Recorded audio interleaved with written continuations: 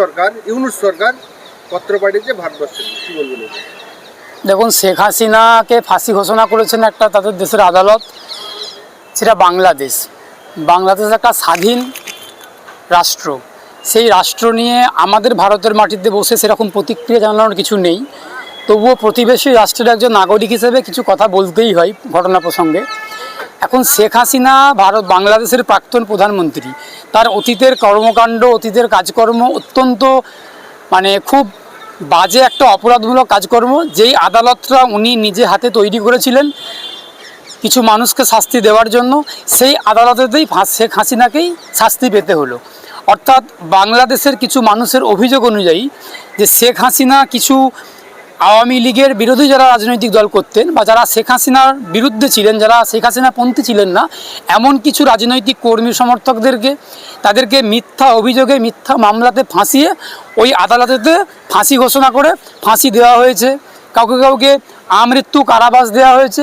সুতরাং একাধিক শাস্তি অন্যায়ভাবে দেওয়া হয়েছে। আমরা দেখেছি চূড়ান্ত শাস্তি বাংলাদেশের মৌলানা দেলোয়ার হোসেন সাঈদী, তাকে ফাঁসি দেওয়া হলো, ফাঁসির ঘোষণা করা হলো, তিনি জেলের মধ্যেই মারা গেলেন। সুতরাং শেখ হাসিনা যে আদালতটা তৈরি করেছিলেন তার বিরোধী কণ্ঠগুলোকে দমানোর জন্য, তার বিরোধী মতগুলোকে দমানোর জন্য, বিরোধী যারা বিরোধিতা করতেন তাদেরকে ফাঁসি দেওয়ার জন্য, সেই আদালতেতেই কালের ক্রমে শেখ হাসিনাকেও ফাঁসির সাজা শুনতে হলো। এখনও পর্যন্ত হাসিনার ফাঁসি হয়নি। তার কারণ হাসিনা অন্য কোনো দেশে আমরা জানতে পারছি বা বুঝতে পারছি বা শুনতে পাচ্ছি, ভারতবর্ষের মাটিতে রাজনৈতিক আশ্রয় নিয়ে শেখ হাসিনা দিল্লির মাটিতে বা ভারতবর্ষের মাটিতে আছেন। এখানে ভারতবাসী হিসেবে আমার খুব বড় প্রশ্ন বা আমার একটা বক্তব্য বা মন্তব্য, যে যেখানেতে ভারতবর্ষের নির্বাচন কমিশনার, ভারত সরকার বাংলাদেশ থেকে আসা বেআইনি অনুপ্রবেশকারীদেরকে বা যাদেরকে বাংলাদেশিদেরকে তাড়িয়ে দেওয়ার জন্য বা এখান থেকে বিতরণ করার জন্য বা বিতাড়িত করার জন্য একটা কৌশল অবলম্বন করেছেন, বিভিন্ন রাজ্যে এসআইআর প্রক্রিয়া শুরু করেছেন ভোটার লিস্ট থেকে নাম বাদ দেওয়ার জন্য। যদিও শেখ হাসিনার নামটা আমাদের ভারতবর্ষের নির্বাচন ভোটার লিস্টে কোনো রাজ্যেতেই নেই, তবুও বলার কথা যে যেখানে বাংলাদেশিদেরকে খুঁজে খুঁজে বের করে দেওয়া হচ্ছে, বের করার একটা কৌশল নেওয়া হয়েছে, সেটা নেওয়া হোক। সেই নিয়ে আমাদের ভারতবাসীদের কোনো আপত্তি থাকার কথাও নয়, থাকবেও না। কিন্তু যেখানে চিহ্নিত বাংলাদেশি, ঘোষিত বাংলাদেশি, পরিষ্কার স্পষ্ট বাংলাদেশি শেখ হাসিনা, তাকে কেন ভারতবর্ষের আমাদের সকলের করের টাকা নিয়ে, ট্যাক্সের টাকা নিয়ে বসিয়ে বসিয়ে খাওয়ানো হচ্ছে, তার নিরাপত্তার ব্যবস্থা করা হচ্ছে? এটা কেন করা হচ্ছে? ভারতবাসী হিসেবে ভারত সরকারের কাছে আমার একটা প্রশ্ন থাকলো। আপনি কি চান যে হাসিনাকে বাংলাদেশের হাতে তুলে দেওয়া উচিত? আমি চাইছি না, ভারতবর্ষের 150 কোটি মানুষ চাইছেন, ভারতবাসী চাইছেন যে আমাদের করের টাকা, আমাদের ট্যাক্সের টাকা আমরা নিজেরাই ভোগ করব। আমাদের টাকাতে আমাদের ছেলেমেয়েরা স্কুলে পড়াশুনো করবে, আমাদের টাকাতে আমাদের বাড়ির লোকেরা হাসপাতালে চিকিৎসা পাবেন, আমাদের টাকাতে, আমাদের ট্যাক্সের টাকাতে আমরা গাড়ি চড়বো, আমাদের ট্যাক্সের টাকাতে আমরা খাবো, আমরা পড়বো। বাংলাদেশ থেকে, পাকিস্তান থেকে, আফগানিস্তান থেকে এসে, আমেরিকা থেকে এসে, বিভিন্ন কান্ট্রি থেকে এসে বসবাস করবেন, ভোগ করবেন, তারা অধিকার ভোগ করবেন, এটা কখনো কেউ চাই না। ভারতবর্ষের কোনো একটা নাগরিকও চান না। সবাই চান যে বাংলাদেশের প্রাক্তন প্রধানমন্ত্রী শেখ হাসিনাকে এখান থেকে বিতাড়িত করা হোক, তাড়িয়ে দেওয়া হোক ঘাট ধাক্কা দিয়ে। রাজনৈতিক আশ্রয় নেবে, সে দেশে অন্যায়। বাংলাদেশ একটা স্বাধীন রাষ্ট্র, সেই দেশেতে বিচার প্রক্রিয়া চলেছে, সেই দেশেতে বিচার হয়েছে, তাদের আদালতে বিচার হয়েছে, তাদের আদালতেতে বিচার প্রক্রিয়া হয়ে তার শাস্তি ঘোষণা হয়েছে। এবং সবথেকে কথা একটা জিনিস মাথায় রাখতে হবে, বাংলাদেশের সঙ্গে আমাদের একটা বন্দি পাঠানো এবং বন্দি নেওয়া, এই যে একটা বন্দি প্রত্যর্পণ আইন, এই আইনটা কিন্তু, এই চুক্তিটা কিন্তু বাংলাদেশের সঙ্গে আমাদের রয়েছে।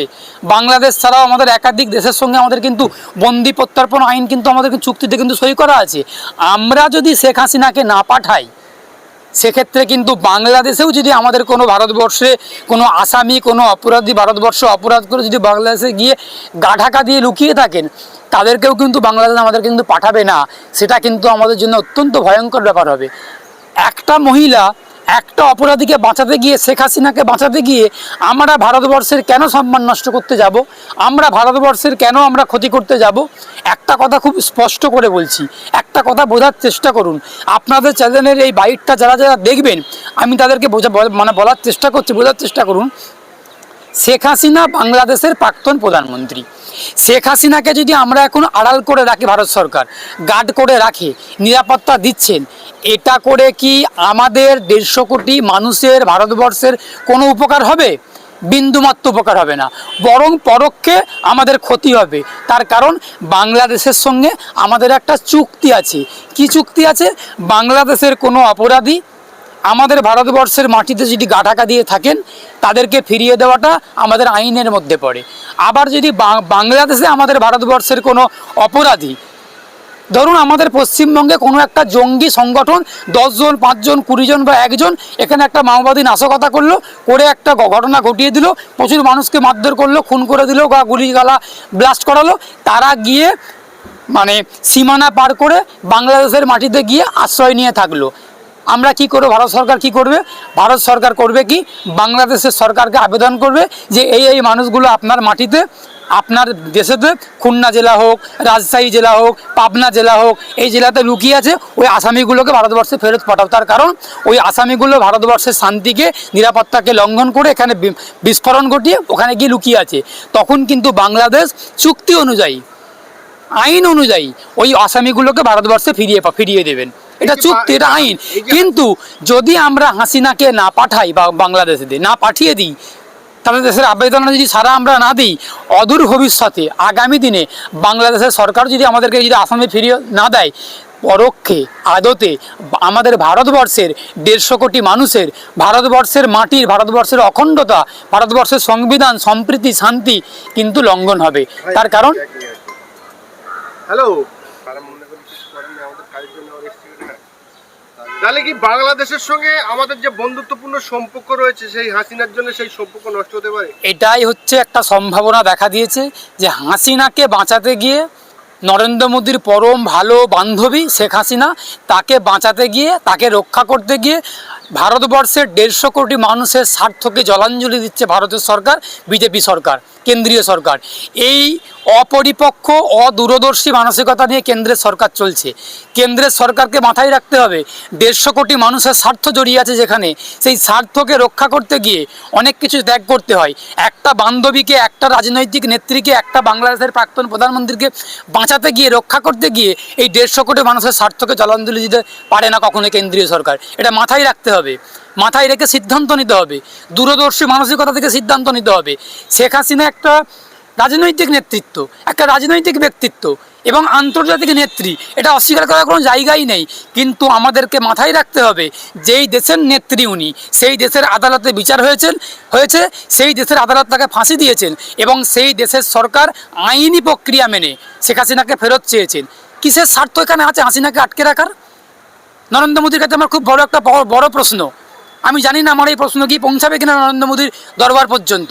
তবু আমি কলকাতার মাটিতে দাঁড়িয়ে, পশ্চিমবঙ্গের মাটিতে দাঁড়িয়ে, আমি অ্যাডভোকেট শেখ বাবুলাল, আমি প্রশ্ন করছি নরেন্দ্র মোদী সরকারকে, কিসের স্বার্থ রয়েছে হাসিনাকে বাঁচিয়ে রাখার, হাসিনাকে রক্ষা করার, হাসিনাকে গার্ড করার?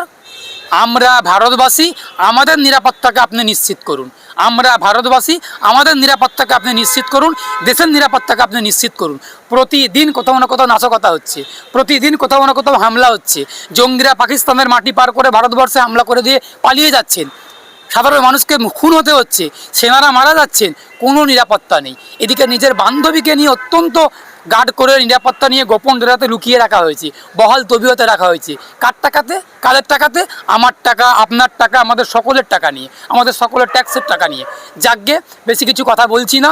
আশা করব কেন্দ্রীয় সরকারের শুভ বুদ্ধির উদয় হবে এবং কেন্দ্রীয় সরকার, নরেন্দ্র মোদীর সরকার শেখ হাসিনার স্বার্থকে জলাঞ্জলি দিয়ে 150 কোটি ভারতবাসীর স্বার্থকে রক্ষা করার জন্য, দেশের অখণ্ডতা রক্ষা করার জন্য, দেশের শান্তি এবং সম্প্রীতিকে রক্ষা করার জন্য শেখ হাসিনাকে বিতাড়িত করবেন এবং দায়িত্ব সহকারে বাংলাদেশ সরকারের হাতে তুলে দেবেন এবং সেখানে আমাদের ভারতবাসীদের স্বার্থকে উনি রক্ষা করবেন। আশা করব, দেখা যাক কী হয় ভবিষ্যৎ।